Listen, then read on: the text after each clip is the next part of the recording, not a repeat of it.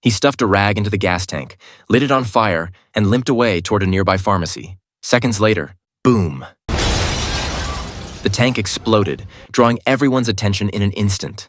Amid the chaos, he calmly slipped inside, heading straight for the shelves, quietly grabbing everything he needed. Back at the motel, he laid out a plastic sheet, gritted his teeth against the blinding pain, and finally peeled off a boot soaked through with blood. It was time to patch himself up. He injected lidocaine to numb the area, then used sterilized tweezers to dig shrapnel out of his flesh. He wasn't just any man. He was a different breed of killer. And this mess? It all started with a black briefcase found in the middle of nowhere. Days earlier, a hunter had stumbled into the aftermath of a brutal shootout, bodies scattered across the desert. Taking a risk, he moved in to see if anything was worth salvaging. What he didn't expect was that someone was still alive in the pickup truck. As the hunter turned to leave, the dying man whispered, "Close the door. I don't want the wolves." But Moss, a man who's lived his whole life on this land, knew there are no wolves out here.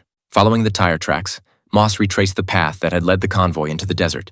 He stopped now and then, thinking like a hunter, trying to understand the mind of his prey. Eventually, under the shade of a tree far ahead, he saw something. He checked his watch, waited, then looked again. The figure hadn't moved an inch.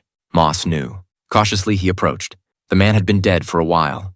Moss took the rifle from his hand, then spotted the black case nearby. Inside, $2 million in cash.